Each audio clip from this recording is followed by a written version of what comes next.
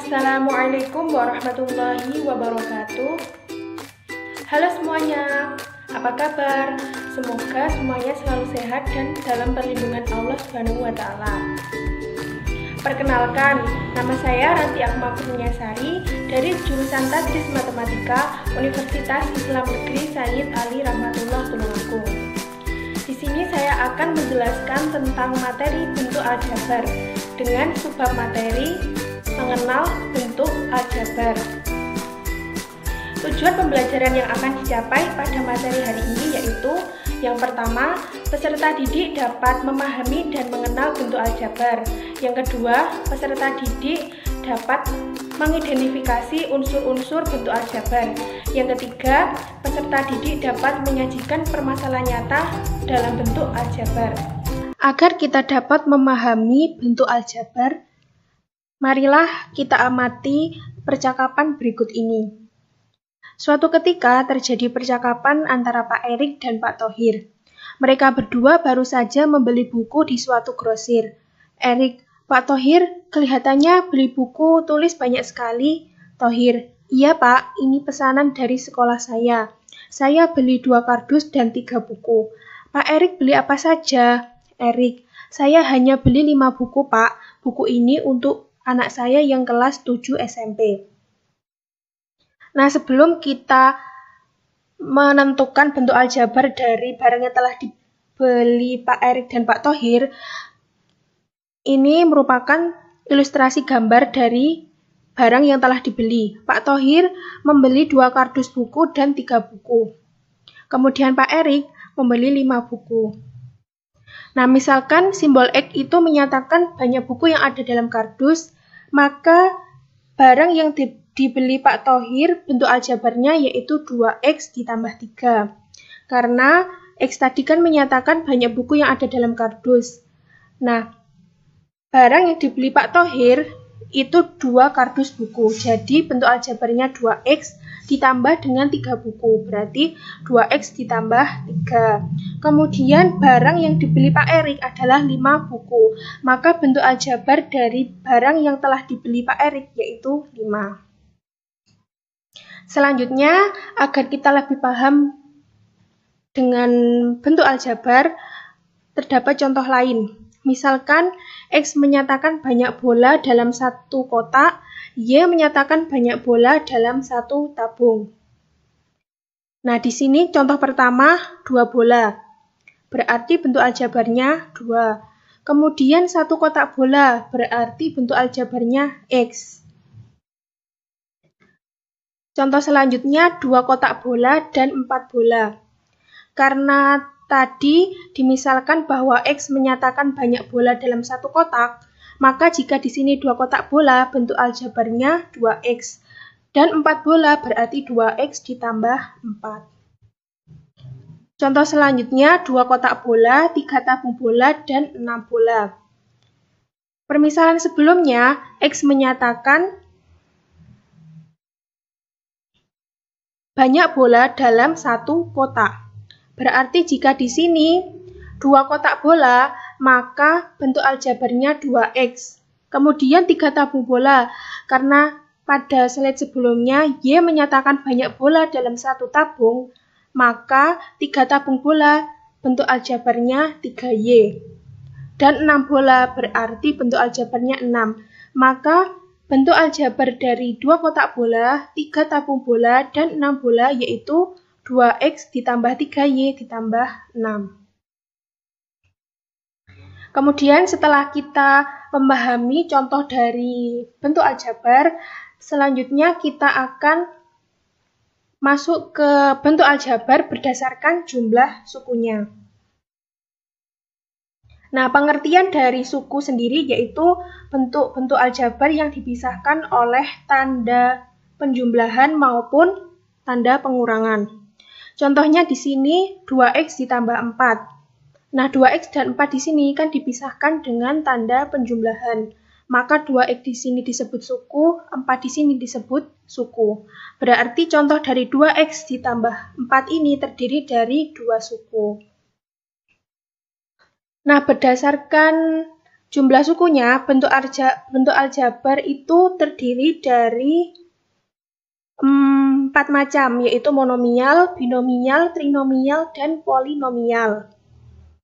Suku 1 disebut sebagai monomial, contohnya X, 2, dan 2X. Suku 2 atau disebut sebagai binomial, contohnya 2X ditambah 4, karena terdapat suku 2, yaitu 2X dan 4. Kemudian suku 3 disebut sebagai trinomial. Contohnya 2X ditambah 3Y ditambah 4. Jadi terdapat 3 suku, yaitu 2X, 3Y, dan 4. Selain itu, bentuk aljabar juga ada yang tersusun dari lebih 3 suku, disebut sebagai polinomial. Contohnya 8A ditambah 4AB ditambah 6B dikurangi 3. Nah, dalam contoh ini terdiri dari 4 suku, yaitu 8A, 4AB, 6B, dan negatif 3. Selanjutnya kita masuk pada unsur-unsur bentuk aljabar. Secara umum, unsur-unsur bentuk aljabar itu ada 3, yaitu koefisien, variabel, dan konstanta. Koefisien merupakan angka yang berada di depan variabel. Variabel merupakan simbol yang biasanya dilambangkan dengan huruf kecil. Misalnya A kecil, B kecil, C kecil, sampai dengan Z kecil. Sedangkan konstanta merupakan angka yang tidak mempunyai variabel, sehingga angka tersebut berdiri sendiri. Nah, agar kita paham dengan unsur-unsur bentuk aljabar, perhatikan contoh pada gambar berikut ini. Jadi terdapat bentuk aljabar 2X ditambah 4. 2X, 2 di sini merupakan koefisien, karena 2 merupakan angka yang berada di depan variabel X. Jadi 2 di sini koefisien, kemudian X di sini dilambangkan dengan huruf kecil, maka X di sini variabel ditambah dengan 4. Nah, 4 di sini merupakan angka yang berdiri sendiri, atau 4 di sini tidak memiliki variabel, maka 4 di sini disebut sebagai konstanta. Agar kita lebih memahami tentang bentuk aljabar, marilah kita mencoba mengerjakan contoh soal berikut. Tentukanlah suku, koefisien, variabel, dan konstanta dari bentuk aljabar berikut ini. Langsung saja ke pembahasannya. Yang pertama, negatif 6X. Nah, negatif 6X ini disebut suku 1 atau monomial. Sukunya yaitu negatif 6X. Kemudian koefisiennya berapa? Koefisiennya merupakan angka yang berada di depan variabel, berarti koefisiennya negatif 6. Variabelnya apa? Variabelnya X. Kemudian yang kedua, 13Y ditambah 2. 13Y tambah 2 ini merupakan suku 2 atau binomial, karena sukunya ada 2, yaitu 13Y dan 2. Koefisiennya apa? Koefisiennya 13. Variabelnya Y. Kemudian terdapat juga konstanta, karena 2 di sini merupakan angka yang berdiri sendiri atau tidak memiliki variabel. Jadi konstantanya adalah 2. Selanjutnya contoh yang ketiga, yaitu negatif 2X ditambah 3X kuadrat ditambah 6. Disebut sebagai suku 3 atau trinomial. Sukunya ada 3, yaitu negatif 2X, 3X kuadrat, dan 6. Koefisiennya ada berapa? Ada 2, yaitu negatif 2 dan 3. Karena negatif 2 di sini merupakan angka yang berada di depan variabel X, sedangkan 3 angka yang berada di depan variabel X kuadrat.